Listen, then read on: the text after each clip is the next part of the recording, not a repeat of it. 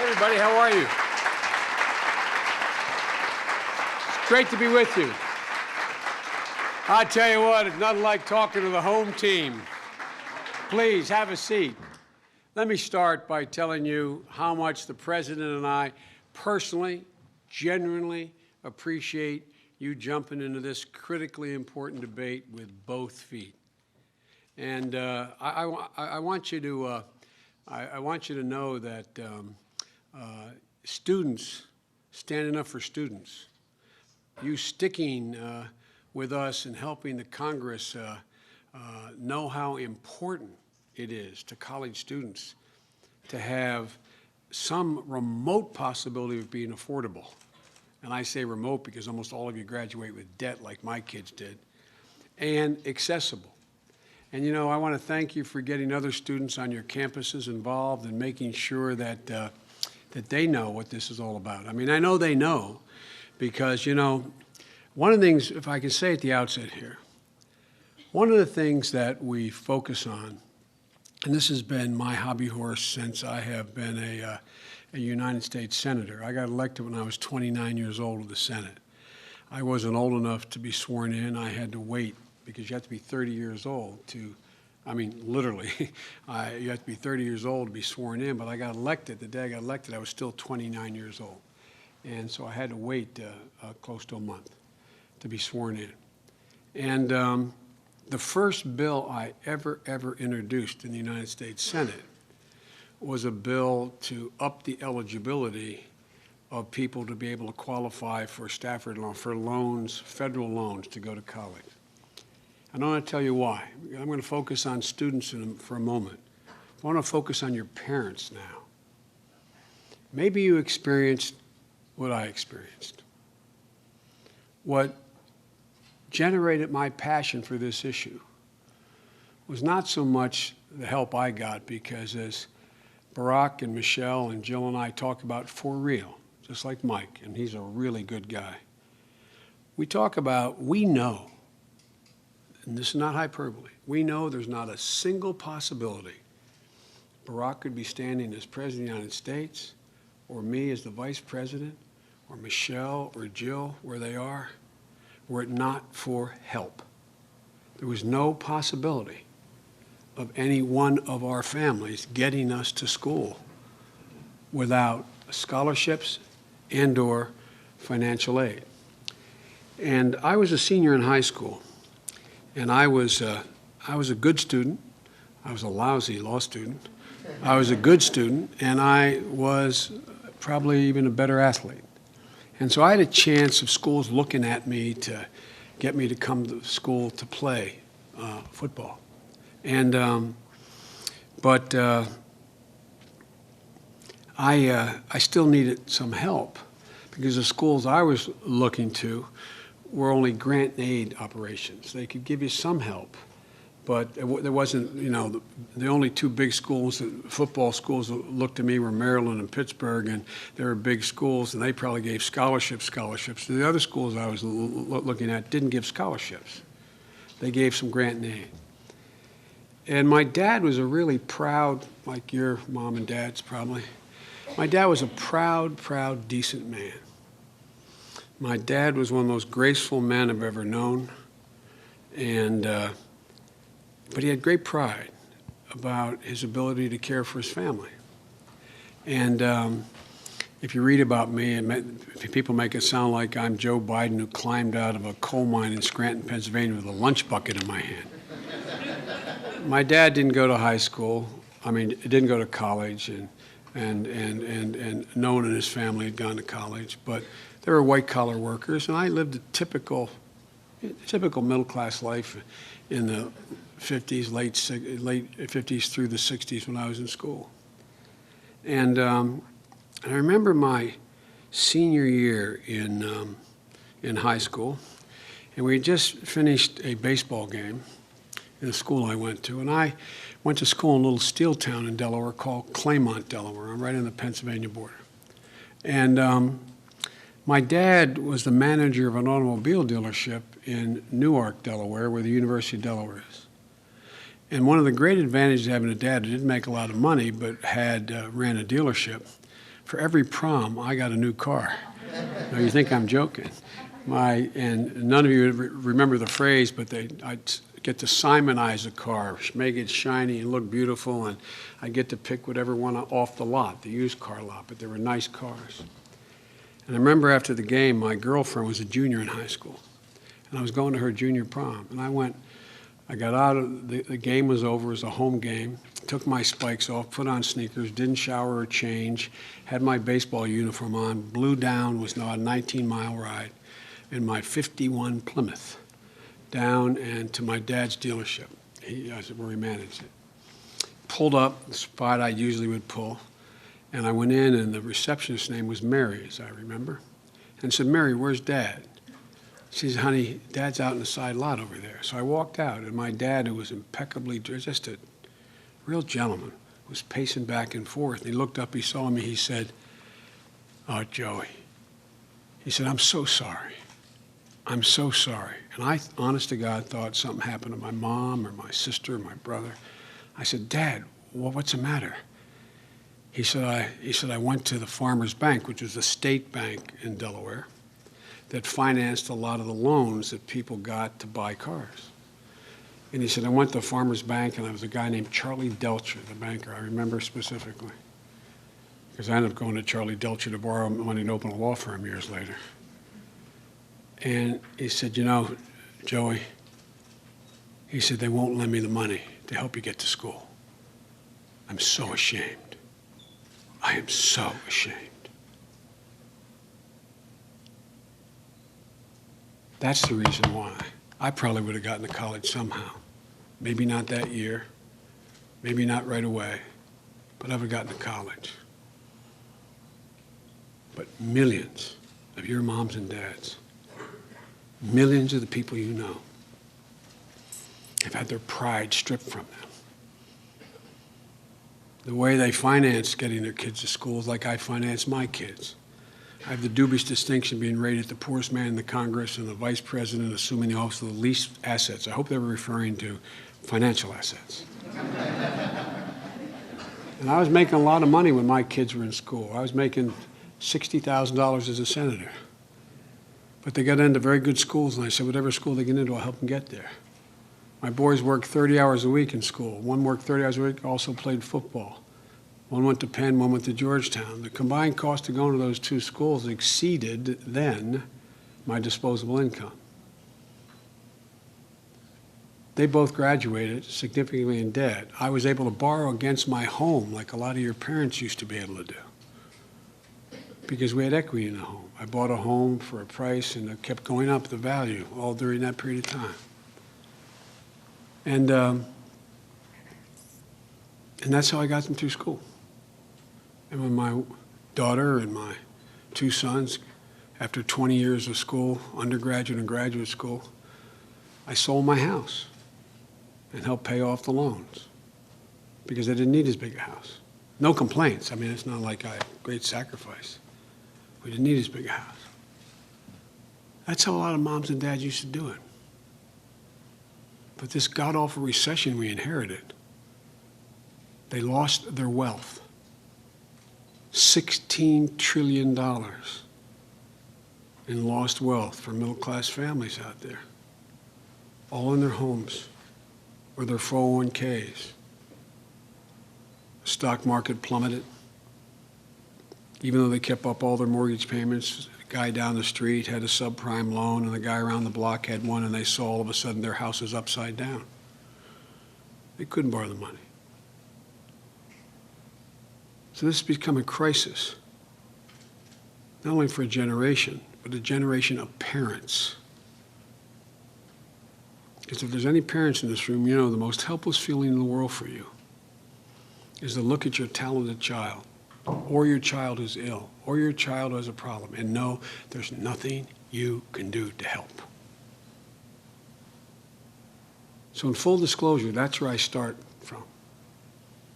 That's why since the day I got in office, this has been something, and one of the great honors of my life is I got picked to be vice president by a man who shares as passionately as I do the desire to make sure that college is accessible and affordable. That's a gigantic priority for us. And here's what we did when we came to office. The first thing we did, and by the way, I'm about to say something about banks. Banks aren't bad guys. For real, there's no need to demonize them. Banks went out there. We were paying banks over a 10-year period $60 billion to process student loans. So we said, hey, this is a no-brainer. They're not bad guys, but let's forget them processing the loans. We'll do it and use that $60 billion to help kids get to school, not just middle-class kids, but kids from families in distress. And a lot of families are in distress. So we took $40 billion and we increased the maximum Pell Grant by more than $800. And the immediate effect was, instead of having 6 million kids in college as a consequence of Pell Grants 2 years ago, 9 million. 9 million are now in college because of Pell Grants. 3 million more. It makes a difference. It makes a difference in their lives. On top of that, we gave an additional help to families by creating a tuition tax credit. There always was some form of tuition tax credit. We said, for every kid you have in school, you get $10,000 for the life of that student's enrollment in college. Credit, tax credit. So if your federal tax is $1,000, go to any four-year college or most two-year colleges, you've paid out $2,500 somewhere along the line, or a lot more. You only have to pay $1,500. In the neighborhood I come from, the family I grew up in, that's the difference between being able to keep your car insurance and not keep your car insurance. That's the difference between, that's enough to buy groceries for several months. This is just for middle-class people, not for middle-class people. I love these guys who think somehow $1,000 or $2,000 more to have to spend in a year doesn't mean much. In my own neighborhood, man, it meant a lot. And it still means a lot. We're fighting to permanently extend that tax credit. Every negotiation I've had has been charged and negotiated with the Republicans on debt and the budget. That's the thing they always want us to throw in. What do we need that for? It's not paid for, quote unquote.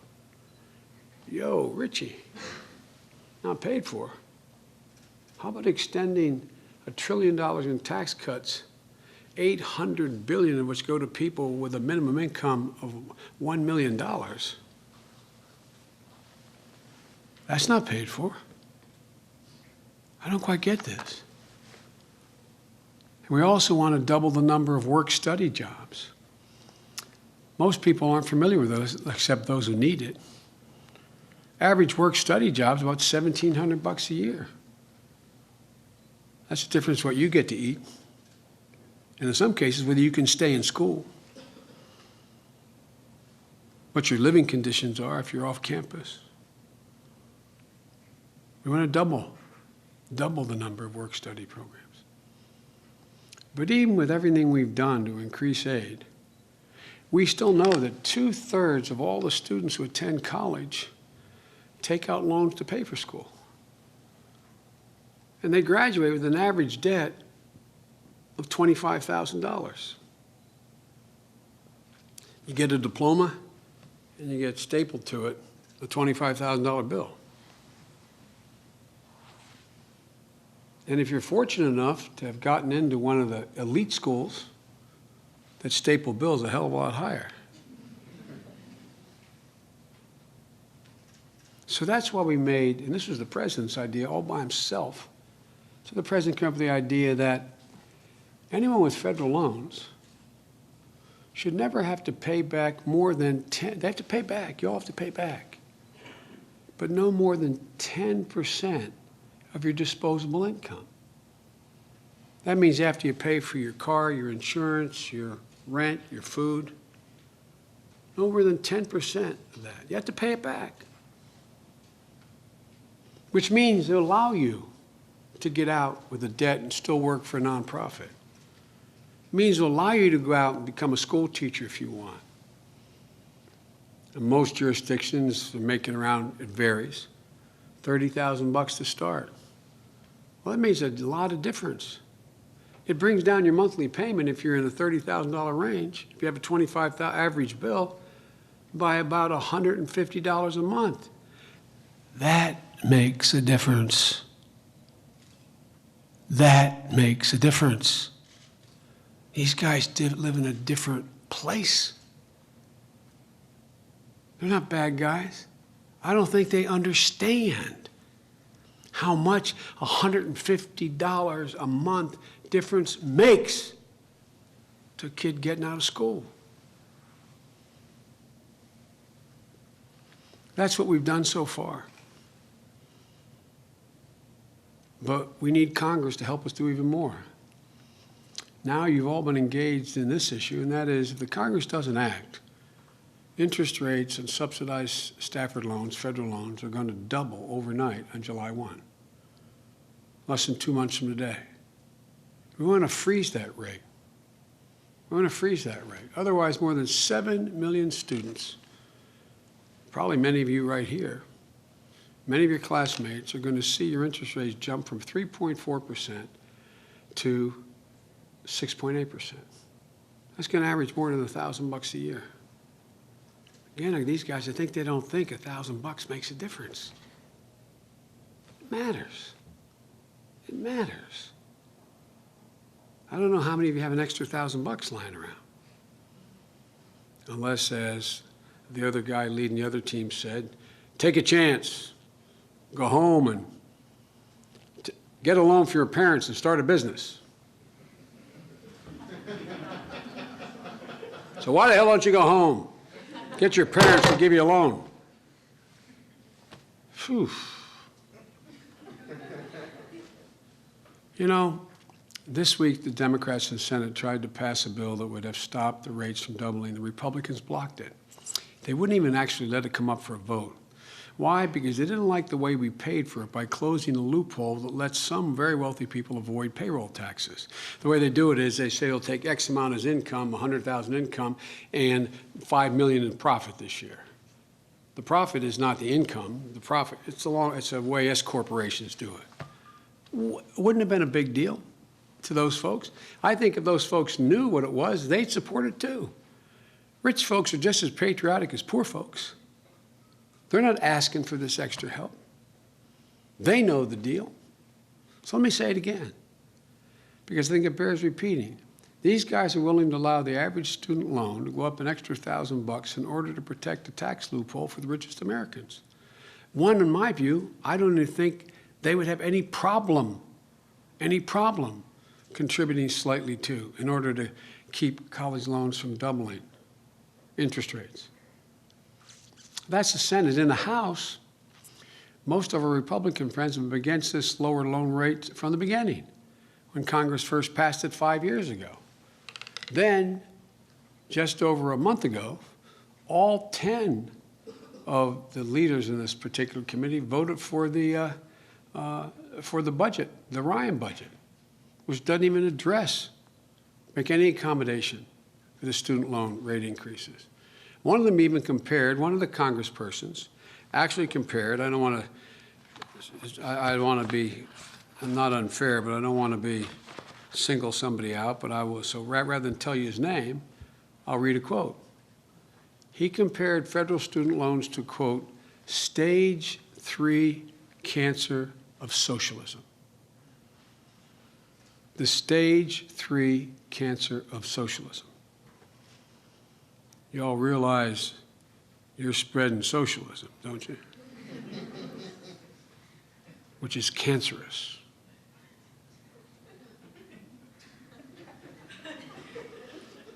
I've been here a long time, man, but it's taken on a new dimension. Now, thanks in large part to all of you.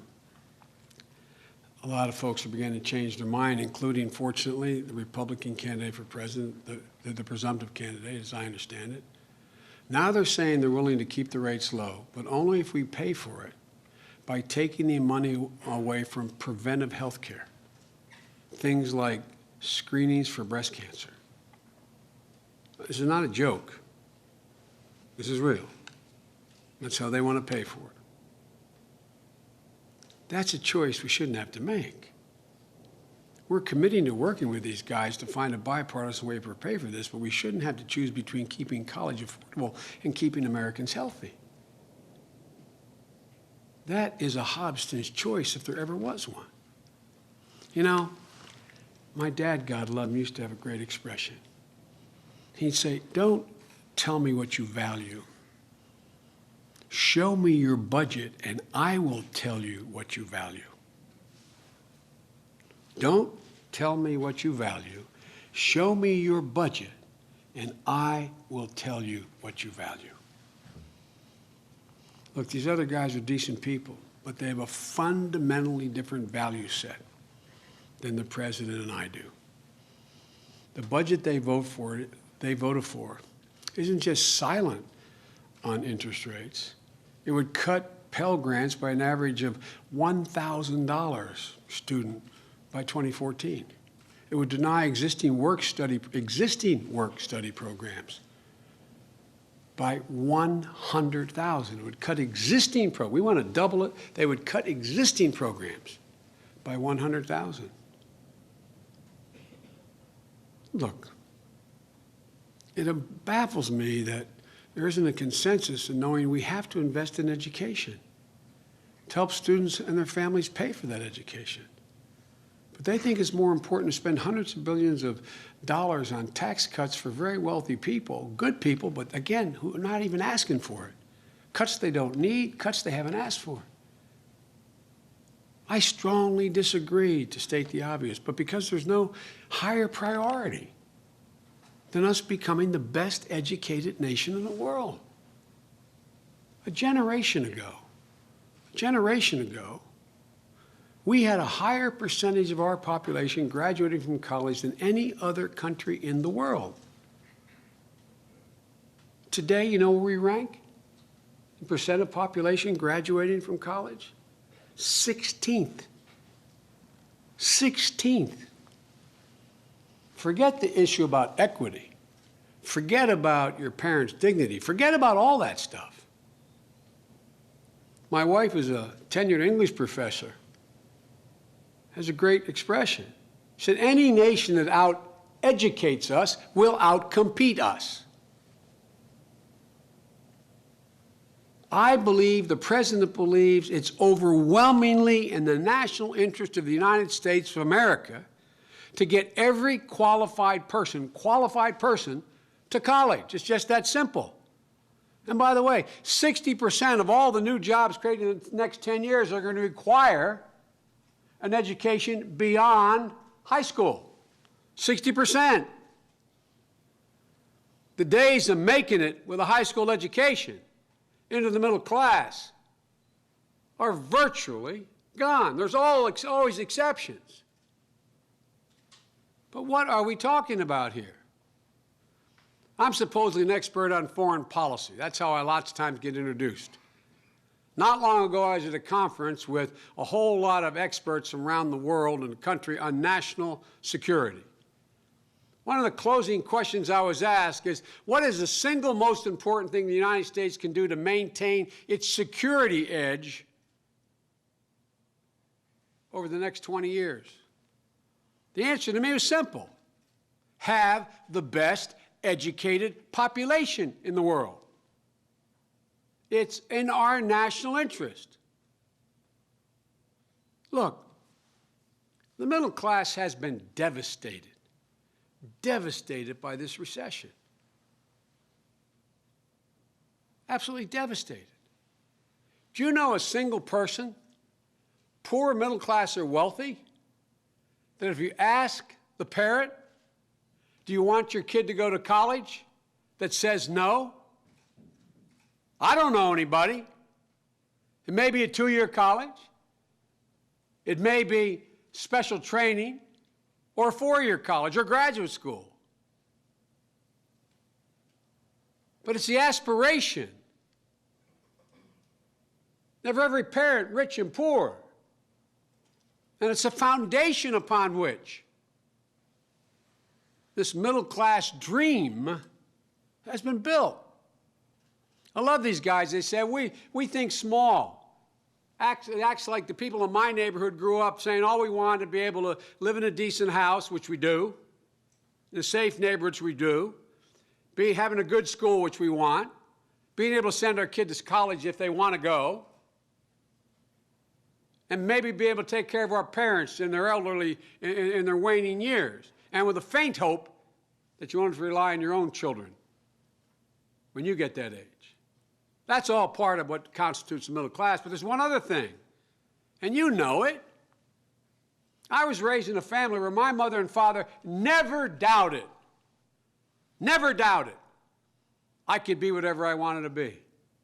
Never doubted that I could be vice president, president, chairman of the board, whatever. Same with my sister, who was genuinely smart. But seriously. Also, hoped and believed my brother wanted to be a millionaire, he could be a millionaire. It's not like we have cabin notions of middle-class people, like we just dream that we're just going to have a house. It's an undit. But man, you pull out of that equation the ability to get your kid to college. Whether it's true or not, in the minds of the middle-class families I grew up with and now know, that whole house of cards begins to crumble. This is about restoring not only the middle class, but the dream of the middle class, from which the whole country benefits.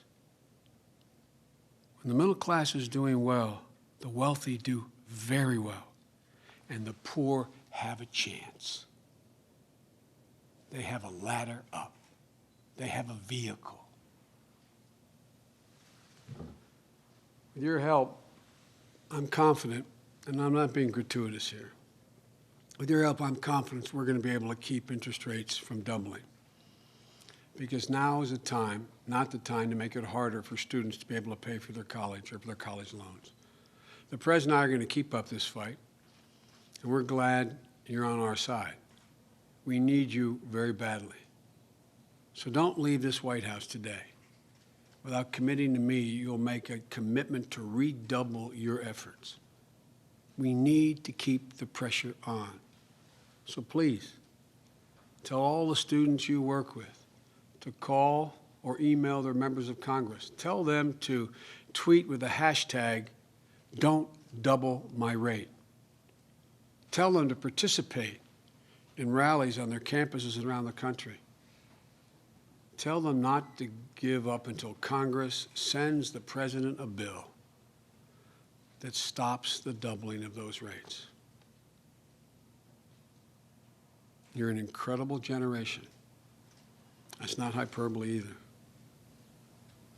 Your generation and the 9/11 generation before you are the most incredible group of Americans we have ever produced. You volunteer more than my vaulted generation of the 60s. 2.8 million of you since 9/11 have volunteered to serve in the United States military. 2.2 million have strapped on boots that have taken them across the scorching sands of Iraq or the God-forbidden landscape of Afghanistan. Thousands of fallen angels.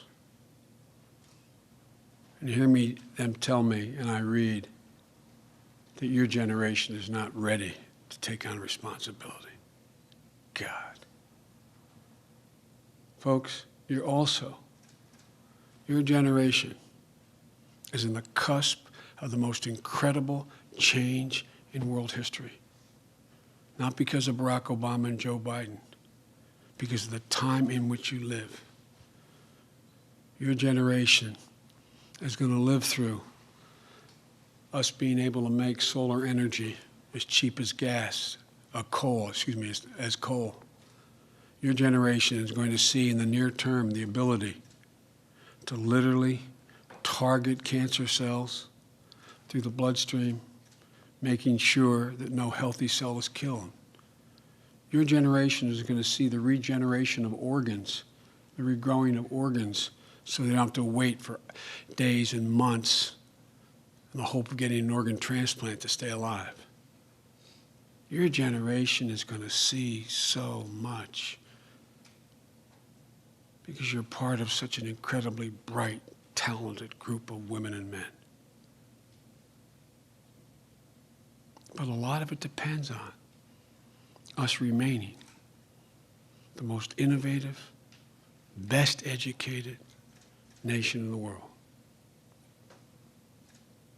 I know sometimes you read that Biden's the White House optimist, like as my grandpop used to say, like I'm the guy that fell off the turnip truck yesterday, you know, that was his expression.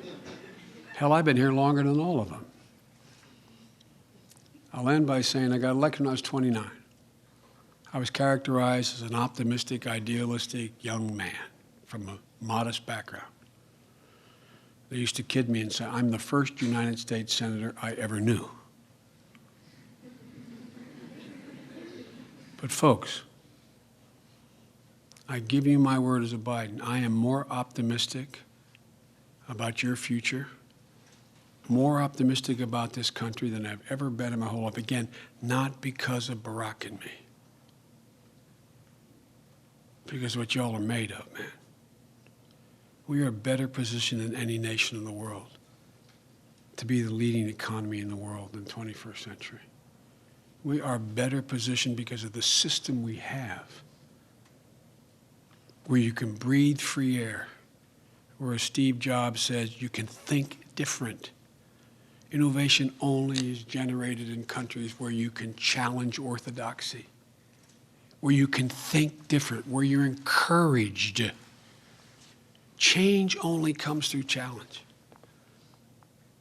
So let's make sure your generation, once again, is intellectually the best equipped generation in the world. But we can't do it. We can't do it without college affordability. And it's a small but considerably important part of the puzzle, that you don't let these interest rates rise. God love you all. Thank you, and may God protect our troops. Thanks. See you all. Thank you so much. Thanks, folks.